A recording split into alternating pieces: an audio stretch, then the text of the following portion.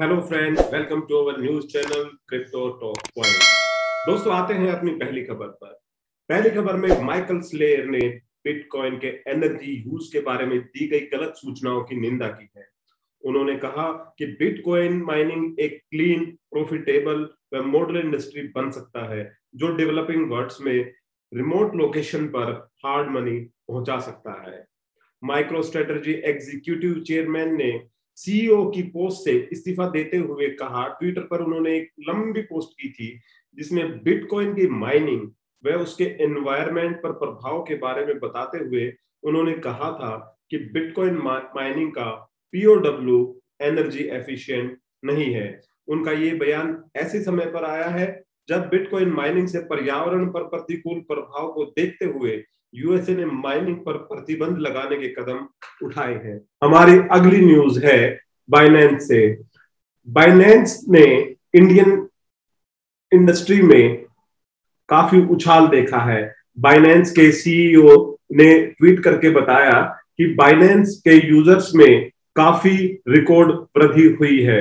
जब से गवर्नमेंट ने टैक्स सिस्टम अडॉप्ट किया है, उन्होंने क्रिप्टो करेंसी पर 30% टैक्स और उस पे 1% टीडीएस लगाने का प्रस्ताव रखा है, तब से अन्य प्लेटफॉर्म्स पर यूजर्स की संख्या कम हुई है और बाइनेंस पर यूजर्स की संख्या बढ़ी है। क्रिप्टो करेंसी एक्सचेंज जैसे कि कॉइन डीसीएक्स में काफी रिकॉर्ड तोड़ गिरावट आई है यूजर्स की।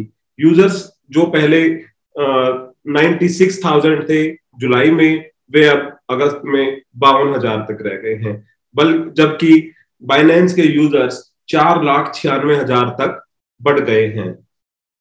दोस्तों, जैसा कि आपको पता है, बाइनेंस और वजीरेक्स ने पार्टनरशिप थी। अभी उनका हाल फिलहाल कानूनी विवाद चल रहा है उसके प्रभुत्व को लेकर। बाइनेंस के सीईओ ने बयान दिया और इंडियन यूजर्स को कहा, उनको प्रेरित किया कि वे अपना वजीरेक्स का अकाउंट छोड़कर बाइनेंस पे अकाउंट बनाए, जिससे भी एक क्रिप्टो यूजर्स की वृद्धि में उन्हें सहायता मिली है। दोस्तों, अब आते हैं हम अपनी अगली न्यूज पर। अगली न्यूज आ रही है हमारे इजिप्ट से। इजिप्ट के सेंट्रल बैंक ऑफ इजिप्ट ने कहा कि क्रिप्टो करेंसी को एक कानूनी दांवपेच में उन्होंने फंसा दिया है।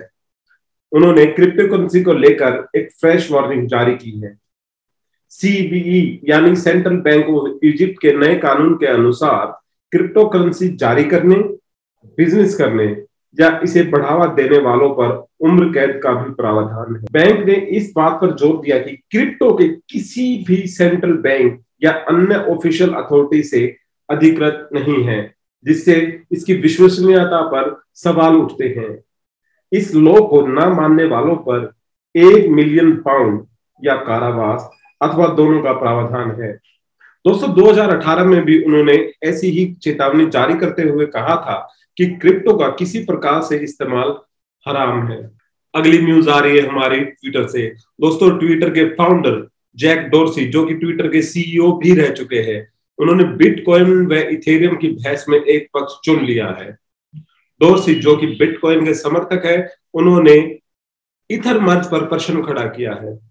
डोर्सी ने बिटकॉइन मैक्सिमलिस्ट स्कॉट सुलिवन को पोस्ट को शेयर किया जिसमें उन्होंने इथेरियम को शिटकॉइन कहा है। दोस्तों, ये सुलिवन की पोस्ट 1 महीने पहले आई थी। अब प्रश्न ये खड़ा होता है कि डोर्सी ने अब इस पोस्ट को रीट्वीट क्यों किया है। दोस्तों, इथेरियम मर्ज में इथेरियम के सर्वसम्मत तंत्र को प्रूफ ऑफ वर्क से प्रूफ ऑफ स्टैक में शिफ्ट कर देगा। बिटकॉइन प्रूफ ऑफ वर्क को यूज कर रहा है, जो कि काफी एनर्जी कंज्यूम करता है। यूएसए ने भी इस पर प्रतिबंध लगाने का विचार किया है।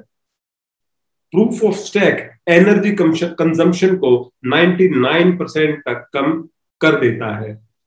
आते हैं दोस्तों अपनी अगली खबर पर। हमारी अगली खबर में एलन मस्क, जो कि टेस्ला के सीईओ है, और कैथी वुड्स, जो कि आर्क इन्वेस्ट की सीईओ है, उन्होंने डिफ्लेशन का बिगुल बजा दिया है। उनके अनुसार अगर ऐसे ही इंटरेस्ट रेट हाई होते रहे तो डिफ्लेशन पॉसिबल है। तो क्या इस डिफ्लेशन की वजह से बिटकॉइन का प्राइस 14,000 से नीचे जाएगा? देखते हैं दोस्तों। बिटकॉइन का प्राइस का ट्रेंड जो कि डाउनवर्ड्स चल रहा है वो रह सकता है इसी हालात में, क्योंकि एलन मस्क के अनुसार डिफ्लेशन इज ऑन। बिटकॉइन पिछले हफ्ते करीब 20% के उछाल के साथ 22,500 पर बंद हुआ था, जो कि दोबारा नीचे की तरफ जा रहा है। दोस्तों इसके कारण एलन मस्क ने बताया कि जो फेड रेट हाइक हुआ है वो इसका एक मेन रीजन है डिफ्लेशन। दोस्तों डिफ्लेशन है मंदी, अपस्फीति।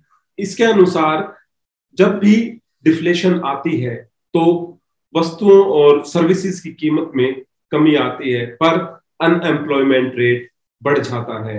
अगर एम्प्लॉयमेंट रेट बढ़ा तो मंदी के आसार हो जाते हैं। चूंकि अभी इन्फ्लेशन रेट हाई है, इस वजह से फेड के चेयरमैन जेरम पोवेल ने भी कहा कि अगर इन्फ्लेशन रेट बढ़ता रहा तो वे फिर से प्राइस रेट हाइक करेंगे। दोस्तों कैथी वुड्स ने डिफ्लेशन के साथ ये भी कहा कि 2030 तक बिटकॉइन की कीमत $1 मिलियन तक जा सकती है। दोस्तों क्रिप्टो से जुड़ी खबरों के लिए बने रहिए हमारे न्यूज चैनल के साथ। शेयर कीजिए, सब्सक्राइब कीजिए हमारा news channel crypto talk point. तब तक के लिए बाय बाय।